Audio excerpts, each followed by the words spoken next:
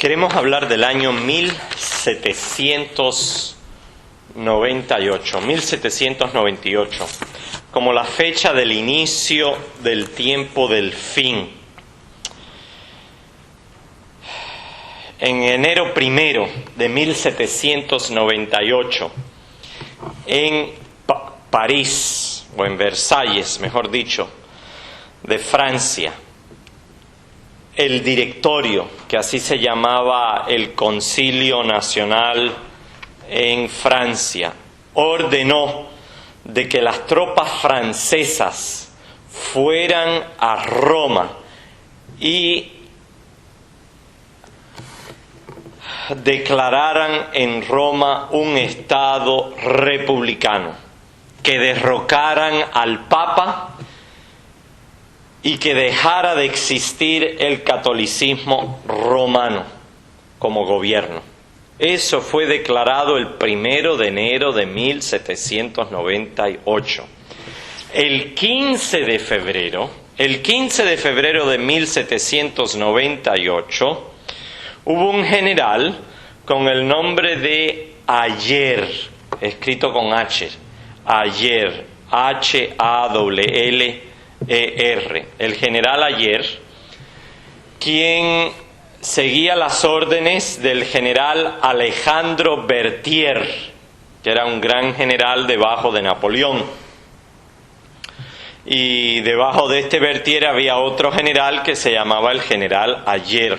Ese general Ayer entró al Vaticano, entró a la sala donde estaba el Papa con sus cardenales y le entregó una carta pidiendo la renuncia del Papa, declarando de que el Papa quedaba ahora cautivo. Ese Papa se llamaba Pío VI, tenía 81 años, estaba muy mal de salud y se estaba cumpliendo la profecía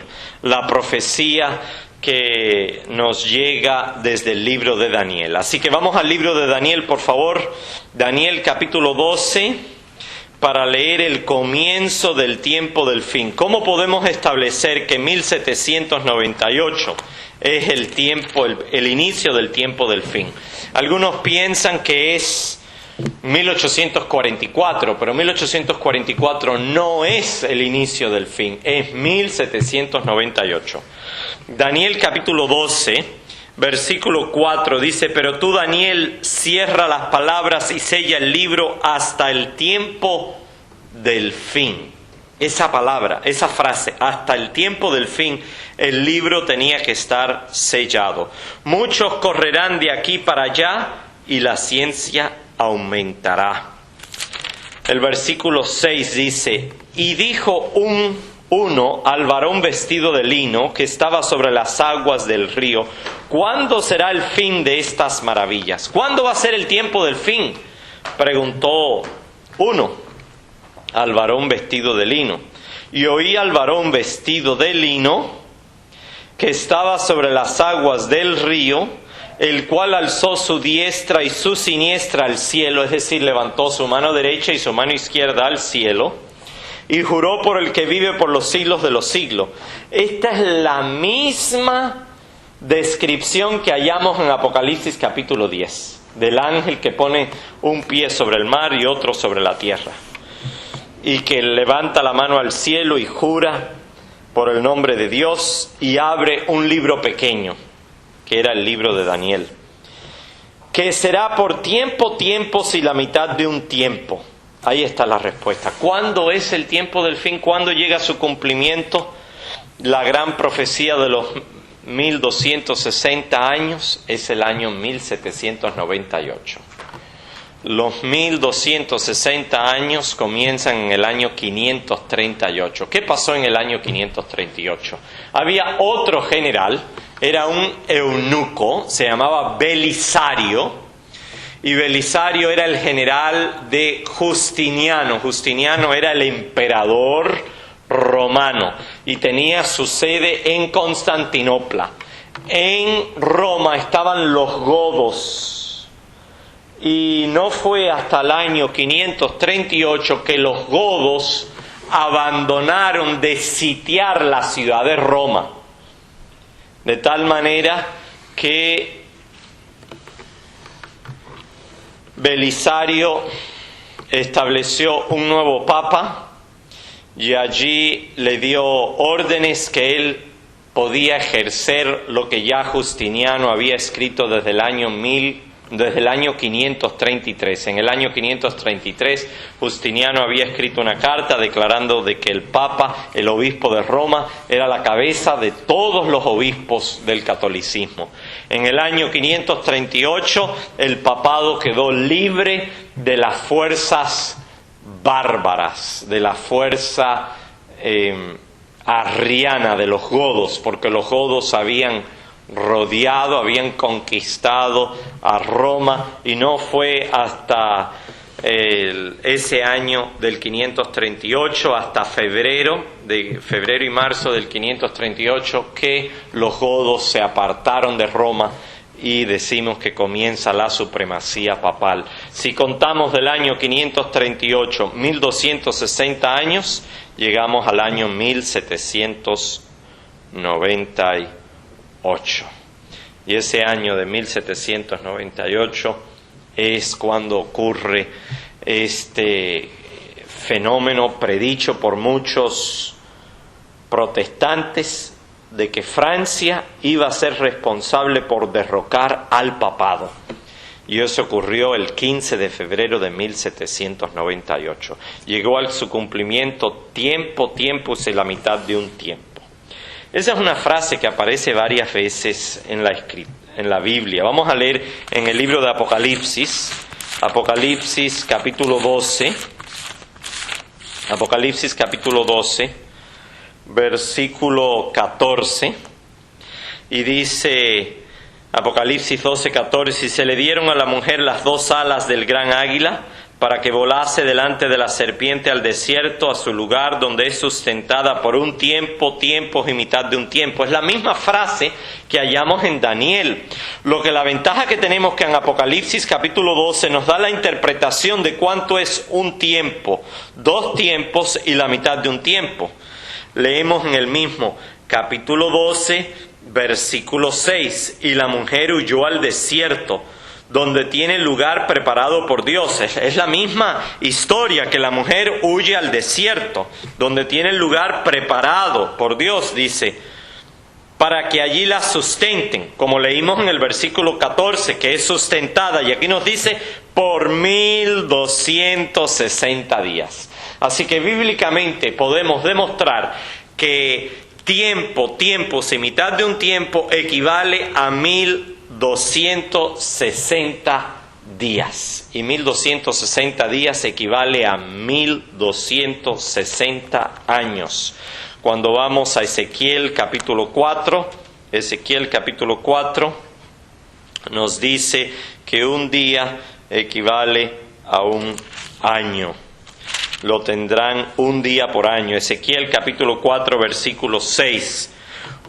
Versículo 6: cumplido estos, te acostarás sobre tu lado derecho segunda vez y llevarás la maldad de la casa de Judá 40 días. Día por año te lo he dado. Ese es un principio profético. Pueden apuntar también Isaías 34, 8. No es un texto que se acostumbra a leer, pero también habla de un día que equivale a un año. En Isaías 34, 8 dice: porque es día de venganza de Jehová, año de retribuciones en el pleito de Sión. Un día equivale a un año. Igual que Ezequiel 4, 6, igual que Números 14, 34. Números 14, 34. Si regresamos a Daniel, por favor, Daniel capítulo 12, aprendemos algo más del tiempo del fin. Dice el versículo 8, la última parte del versículo 7. Daniel 12, 7 dice: y cuando se acabe la dispersión del poder del pueblo santo, todas estas cosas serán cumplidas. esa dispersión, esa diáspora, que el pueblo de Dios tenía que estar huyendo de lugar en lugar, iba a concluir en 1798. ¿Qué pasó en 1798? En Francia se abolió el tribunal de la Inquisición. La Inquisición ya no tendría éxito. Y Francia envió ejércitos por toda Europa, llegaron a Italia, y en Italia en 1798 abolieron la Inquisición en Italia. En 1808 llegaron a España, y en España abolieron la Inquisición. Y fue Francia la que destruyó el poder papal, no solamente en Francia, no solamente en Italia, sino también en España, en Holanda, en Austria, en Alemania. Todos los países conquistados por Francia, donde quiera que llegaban, declaraban a esos países como repúblicas. Hay algunos historiadores y algunas personas que han leído sobre el papado y han dicho, bueno, eso de llevarse al papa preso, a muchos papas se los llevaron preso en la historia. Pero hay que hacer notar 6 cosas significativas que sucedieron el 15 de febrero de 1798, cuando el general Ayer le entrega unos papeles de renuncia pidiendo la renuncia del Papa, destituyendo al papado. Y quiero añadir que este general Ayer era un suizo calvinista, era un protestante. La Revolución Francesa no persiguió tanto a los protestantes como a los católicos y a la aristocracia, a la monarquía. Ahora voy a citar las 6 cosas que Francia llevó a cabo para darle una herida mortal al papado. Número 1, se lleva al Papa Pío VI prisionero, lo destrona, o sea, lo quita de su trono. Se lleva al Papa Pío VI prisionero. Número 2, disuelve el colegio de cardenales. Había un colegio de cardenales que era en sí un sustituto del colegio que tenían en el tiempo de Roma. Yo estuve en Roma y había un edificio que le llamaban el colegio, ahí se reunía el Senado. Así que el Senado de Roma llegó a ser el colegio de cardenales de la Roma papal, de la Roma pagana que pasó a la Roma papal. El César, que era el sumo pontífice, ese era el título que llevaba el César, sumo pontífice, ese título lo tomó el papado. Ahora el papado es quitado, es destronado, es llevado preso el Papa Pío VI. Número 2, el colegio de cardenales queda disuelto, así que ya no hay cardenales, todos quedan disueltos. Número 3, todas las tierras del papado quedan confiscadas por Francia. Francia confisca todas las tierras del papado. Había muchas ciudades, muchas tierras que el papado tenía como propiedad. Todo eso lo perdió en 1798. Número 4. El general Berthier, Alexandre Berthier, en muchas publicaciones declara de que Roma es una república, no solamente en forma oral, sino en forma escrita, que Roma es ahora una república, ya no es un estado religioso, ya no existe el papado, ahora es una república. Y mencionó él de que habían regresado a la época de la república de la Roma pagana. Número 5. El general Berthier publica de que el gobierno de Roma ha quedado enteramente suspendido. Suspendido. No existe ya gobierno de Roma papal, gobierno del papado. El Vaticano ahora pasa a ser el cuartel del ejército francés. Ahí a través de todo el Vaticano se quedan los soldados franceses a vivir, a dormir, a comer y a hacer todas sus movimientos militares en ese lugar. Y número 6, terminan con la Inquisición. La Inquisición queda abolida no solamente en Francia, sino en Roma, la oficina, el Santo Oficio.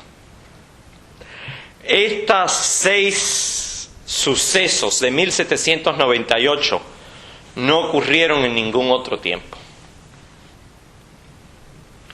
Sí es cierto que se llevaron a papas prisioneros, pero no al punto de disolver todo lo que es el papado.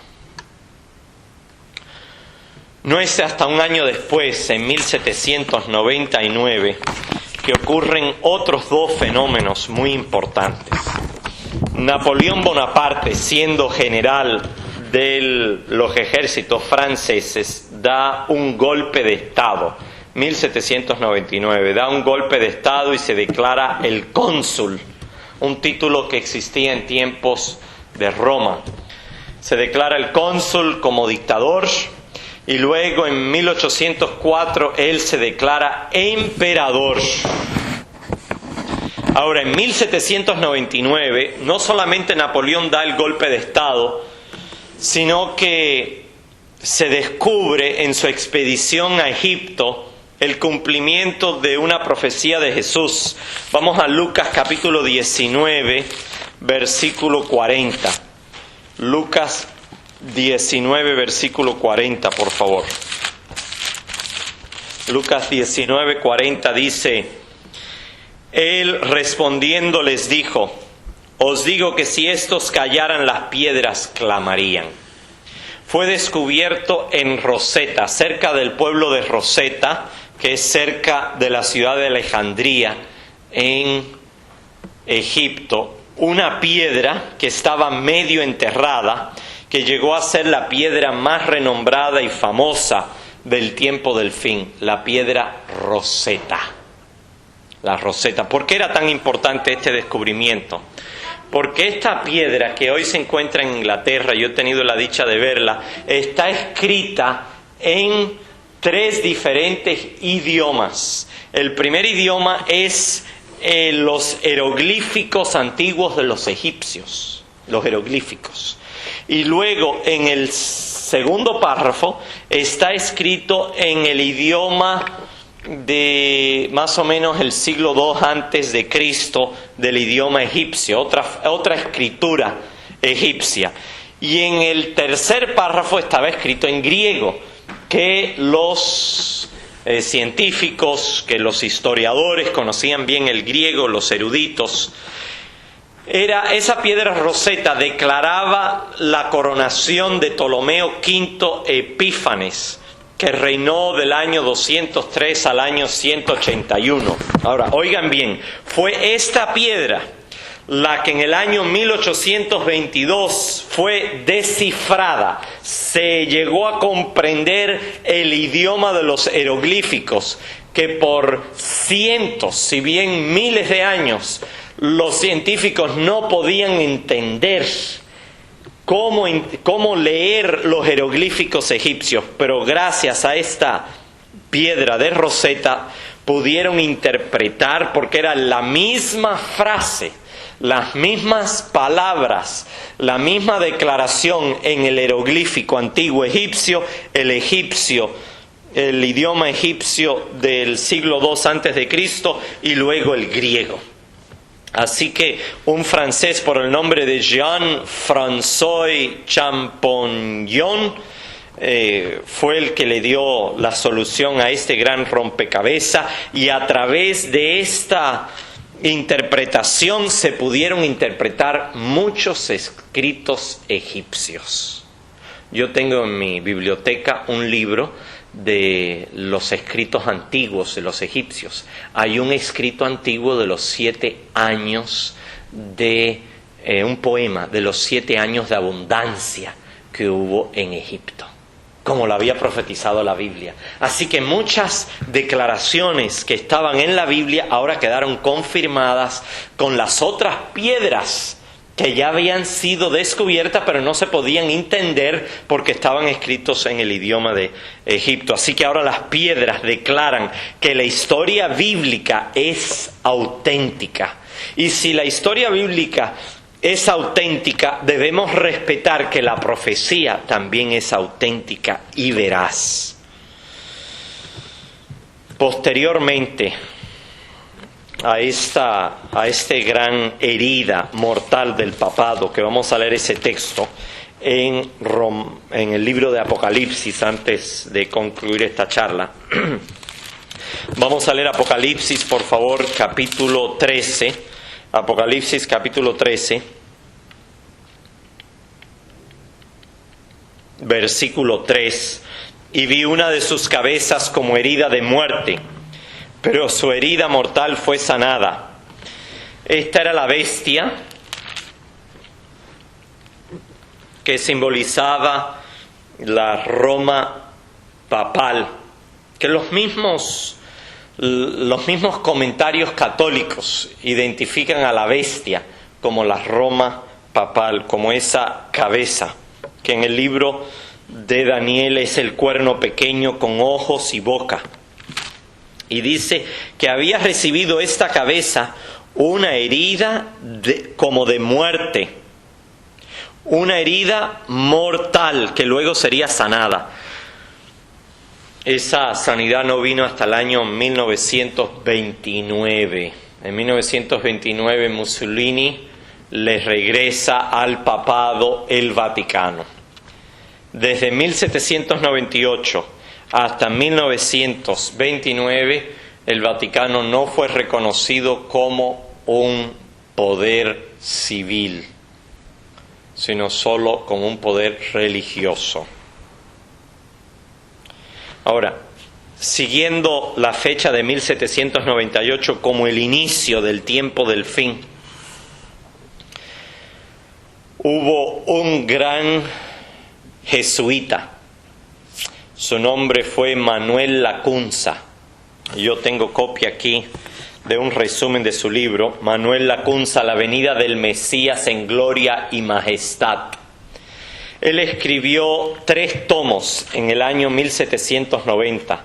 Antes de ser publicados estos 3 tomos en italiano y en latín, le había enviado copia de su manuscrito al papado, al Papa, mostrando que matemáticamente Cristo estaba por regresar al final de los 2300 tardes y mañanas. Y el papado rechazó el escrito de Manuel Lacunza. Manuel Lacunza entonces publicó su libro con otro nombre, con un nombre judío, Ben Ezra. Ben Ezra. Y yo lo que tengo es un sumario de ese libro, aquí en castellano. Y oigan bien, la sierva del Señor dice de que fue este libro de Ben Ezra, que fue publicado posteriormente de la muerte de Manuel Lacunza, que era un jesuita chileno, que tuvo que salir de Chile porque en Chile y en muchos países de Latinoamérica y de Europa hicieron ilegal a los jesuitas. Y él tuvo que irse para España. Y allí murió en el año 1801, pero después de su muerte, su libro, que había sido escrito en latín y en italiano, fue traducido al inglés en 1816. Y luego fue revisado y publicado de nuevo en 1826. Y luego de nuevo fue publicado en 1827 en inglés. Y luego de nuevo en 1833. Fue este maravilloso libro, La venida del Mesías en gloria y majestad, que tuvo una influencia directa sobre los 3 grandes predicadores del primer ángel. Guillermo Miller leyó el libro de Lacunza y se quedó convencido de que Cristo iba a venir. Este fue el libro que conmovió a Guillermo Miller en Estados Unidos. Este fue el libro que conmovió al doctor Joseph Wolf. Él leyó una traducción en Alemania y fue el doctor Joseph Wolf que viajó por todo el área de Asia y el norte de África proclamando que Cristo iba a regresar. en 1848. Eran varias las fechas que daban estos grandes misioneros. William Miller dijo 1843, Wolfe dijo el 48 y otros decían 1844 como Samuel Snow. El otro gran predicador del primer ángel de la venida de Cristo, que leyó este libro en este periodo antes de 1833, fue Edward Irving en Inglaterra. Y él tradujo la obra al inglés en 1827. Edward Irving. Toda la obra de Manuel Lacunza, que la hermana White lo cita en El conflicto de los siglos. Ben Ezra, este gran religioso de finales de 1700 que había descifrado el libro de Daniel, pero como Dios había predicho de que no sería entendido el libro de Daniel hasta después de 1798, su libro no fue traducido en los idiomas de Europa, inglés, español, alemán, hasta después de 1798, para que se cumpliera la profecía, que había llegado el tiempo del fin. Ahora, en 1804 se establece la Sociedad Bíblica Británica, 1804, que tuvo que ver mucho con la propagación de la Biblia, la publicación de la Biblia en el idioma inglés, el envío de misioneros a tierras ajenas. Eso fue en 1804. En 1808, aquí en Estados Unidos, se establece la primera sociedad bíblica. Se llamaba la Sociedad Bíblica de Filadelfia y fue en la ciudad de Filadelfia. De ahí que algunos, incluyendo mi persona, nos gusta darle a la iglesia de Filadelfia la fecha de 1798, porque hubo un gran despertar religioso, un gran amor por predicar el Evangelio, no solamente desde 1833, sino desde 1798, estudiando las Escrituras, proclamando la verdad. La Biblia fue publicada eventualmente en más de 2.500 idiomas. En 1816, la Sociedad Bíblica Americana se formó en Nueva York. Yo estuve la semana pasada en la Sociedad Bíblica Americana y allí me dieron un tour privado, la bibliotecaria de la Sociedad Bíblica Americana, y me dijo: mira, hoy tenemos aquí en nuestra biblioteca 40.000 copias de la Biblia en 2.500 idiomas. 40.000 ediciones o versiones de la Escritura, mejor dicho, versiones diferentes de la Biblia. 40.000, ya sea la Biblia completa o parte de la Biblia, en 2.500 idiomas. Todo eso gracias a las sociedades bíblicas. Y luego aparecieron sociedades bíblicas en todo el mundo, en Alemania, en Francia, donde Voltaire, en la misma casa de Voltaire, donde Voltaire había dicho que 100 años después ya no iba a haber más Biblia, las sociedades bíblicas compró su casa en Francia y allí puso la primera impresa para publicar Biblias desde la antigua casa de Voltaire, para cumplir de que lo que había dicho Voltaire había sido una falsedad. Él dijo, ese gran filósofo que tuvo que ver con la preparación para la Revolución Francesa, él había dicho que 12 hombres habían establecido el cristianismo y él solo lo iba a destruir. Y no se cumplió su profecía.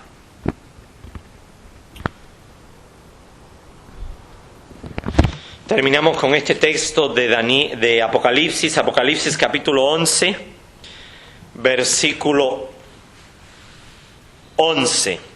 11. Pero después de 3 días y medio,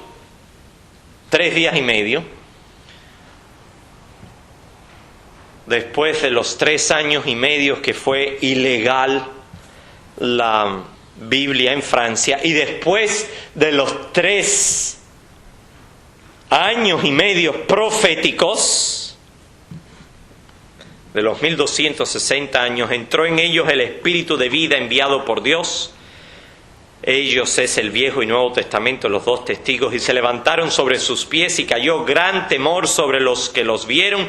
El versículo 12, y oyeron una gran voz del cielo que decía, subid acá, y subieron al cielo en una nube y sus enemigos lo vieron. La Biblia llegó a ser el libro de mayor publicación en todo el mundo hasta el día de hoy, alabado sea el nombre de Dios. El libro que más ha sido publicado ha sido la Biblia, ha sido exaltado hasta lo más alto. Aquí en Estados Unidos, el país de mayor influencia mundial, no puede tomar el presidente su oficio en este gobierno sin antes no poner su mano sobre la Biblia y jurar sobre la Biblia. Yo vi cuando la toma de posesión de Obama, y él pidió que por favor le trajeran la misma Biblia que le habían presentado a Abraham Lincoln. Y él puso su mano sobre esa Biblia y juró que iba a mantener la constitución de este país. Pero la Biblia tiene un lugar supremo en este país. Y si vas a la biblioteca del Congreso, ahí vas a ver en exhibición la Biblia de Gutenberg. El primer libro que fue impreso en el mundo del occidente fue la Biblia de Gutenberg. Yo tengo una copia facsímile de la Biblia de Gutenberg en mi biblioteca, pero ahí tienen una original, a todo color, no en blanco y negro como la que yo tengo, a todo color. Quedan solo 50 copias de esa Biblia de Gutenberg, pero la Biblia ha sido traducida hoy, hermanos, gracias a Dios, en 2500 idiomas, y está siendo traducida todavía en más dialectos para que se cumpla lo que dice la profecía: subid acá. Y subieron al cielo en una nube y sus enemigos lo vieron. Y se cumple la palabra del Señor de que el libro de Daniel fue abierto, y es nuestro deseo, y pedimos vuestras oraciones, vuestras donaciones, para poder sacar un librito de Daniel y Apocalipsis con las interpretaciones de los protestantes, para mostrar que lo que enseñamos en el adventismo, la mayor parte no viene de los adventistas, viene del tiempo de los protestantes, que han dejado de proclamar las verdades, que la bestia es el símbolo de la Roma papal, que Babilonia, la ciudad, es el símbolo de la Roma actual, y que los 1260 años de supremacía papal se cumplieron. Y el papado tiene que venir ahora en su octava cabeza, y para eso Dios espera que los adventistas, que los reformadores se levanten en alto. Dice el libro Profetas y Reyes en inglés, en la página 678 en inglés, que en el tiempo del fin toda institución divina debía ser restaurada. Toda institución divina, la institución del sábado, la institución del matrimonio, la institución del vegetarianismo, la institución de la reforma del vestuario, la institución del diezmo. Estos pilares que vienen desde el Edén deben ser restaurados. Y el Señor Jesús mismo dijo en el libro de Mateo capítulo 24, vamos a citar al Señor Jesús, donde dice el 24:14, y será predicado este evangelio del reino en todo el mundo para testimonio a todas las naciones, y entonces vendrá el fin. Ese es el fin del tiempo del fin.